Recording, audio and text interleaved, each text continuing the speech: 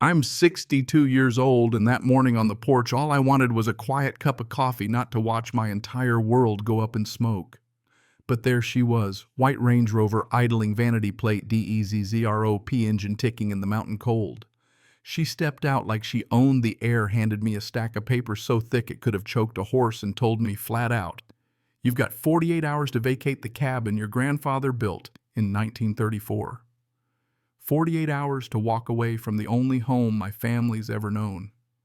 I remember thinking, this has to be a joke. But it wasn't. That kind of morning you don't forget. She looked right at me, designer shades, perfect nails, the practiced smile of someone who's ruined lives before lunch. The paperwork felt expensive, heavy textured, like it came straight from a law office that bills by the second. And me, I just stood there feeling my heart pounding in my ears, thinking of my wife, Lynn, and how she spent her last breath by that fireplace 4 years back, 48 hours. Most people probably would have snapped, shouted, cursed, thrown the papers in her face, but I'm not most people. Something inside me just went cold. If she thought she was going to scare me off with a smile and a letterhead, she picked the wrong mountain man to mess with. Right then I decided I wasn't going to yell, wasn't going to beg. I was going to bury her so deep she'd need a roadmap to find daylight. See, that's the thing about owning a cabin at 8,200 feet in Colorado. You start to learn where the real power sits, and sometimes if you dig deep enough, you find it was under your boots all along. Name's Garrett Bowman, retired forest ranger. Still build furniture sometimes when my hands let me. Eagles Rest, Colorado. Population 300 if you count the Henderson's dogs. My granddad Ezra got here in 34 fleeing the Dust Bowl. Oklahoma dirt turned to powder, so he walked all the way here with nothing but an axe and a mule named S. He cleared 6 acres, cut every log, laid every stone in that old fireplace with hands that had survived more than most men could imagine. I added a south room when Lynn's hip went out in 2003. She was gone in 8 weeks, cancer. Fast folks said, but I lived every second of it. Now it was just me and apparently Desiree Krantz, the self-declared queen of the new Summit Pines HOA.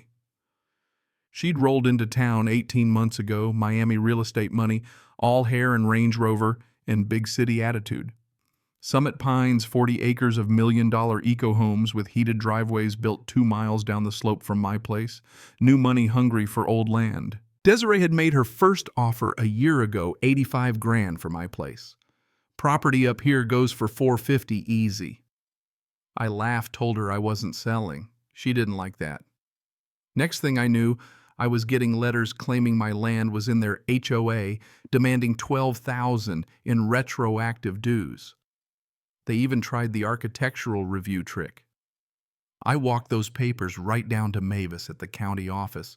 She's been the clerk since before the highway was paved. Honey, she said, they're full of it.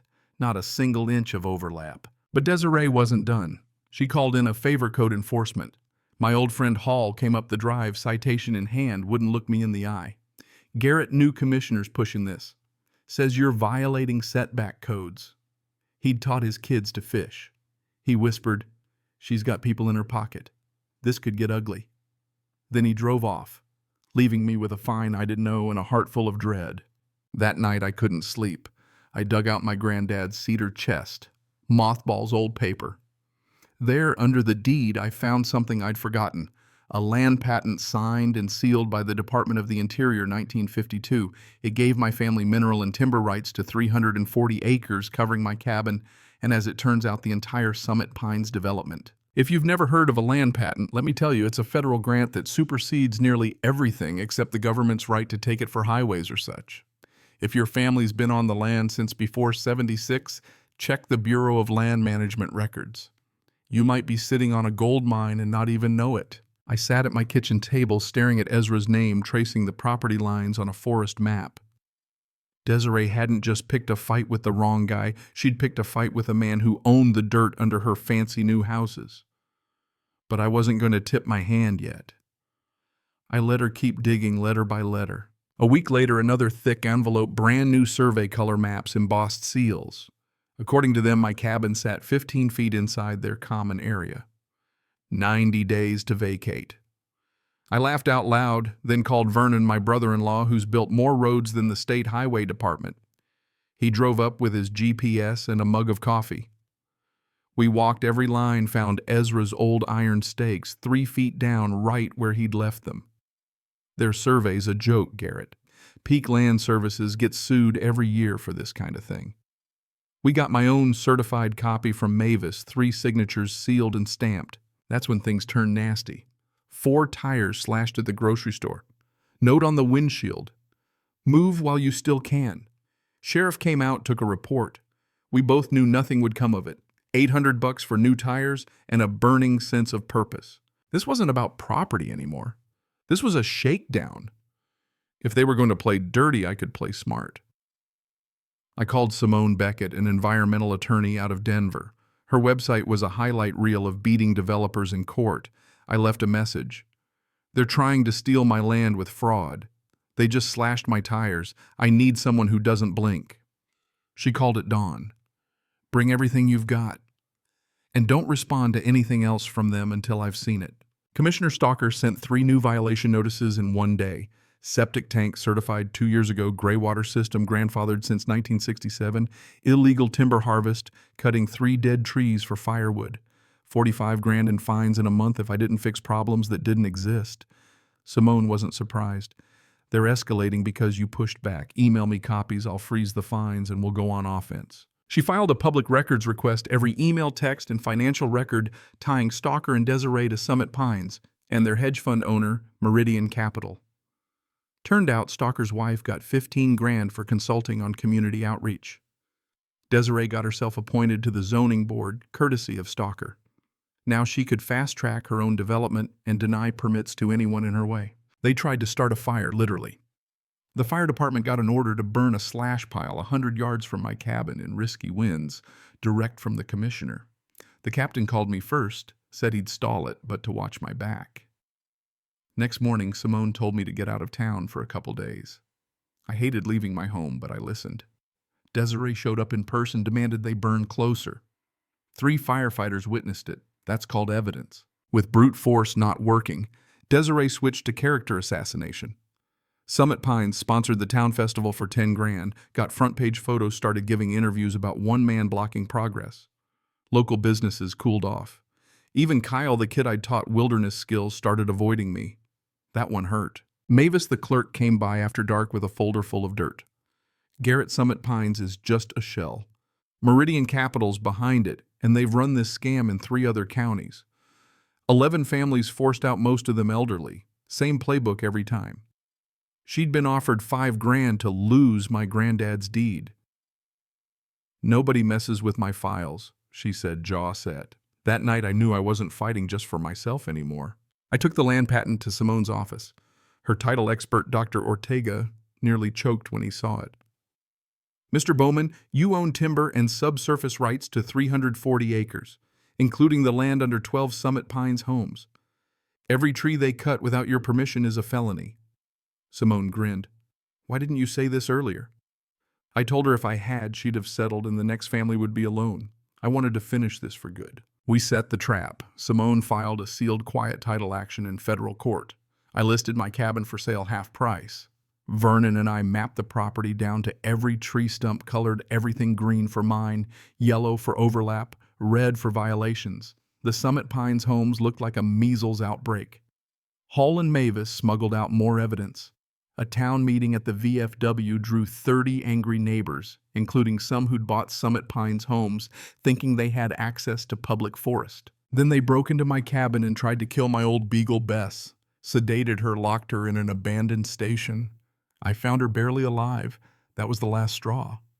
Simone promised me 3 more days and we end this. Desiree, desperate, hired a PR firm, started a smear campaign, fake OSHA complaints made up, IRS audits bogus, Google reviews.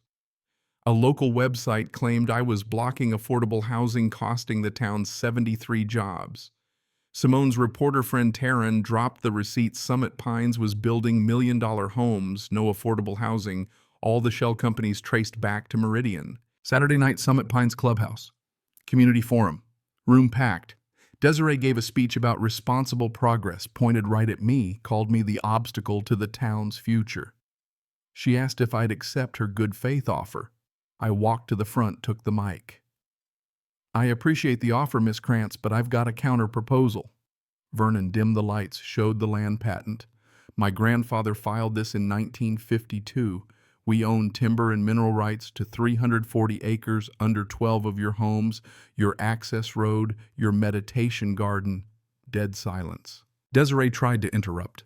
Simone took the stage, handed a USB to the moderator.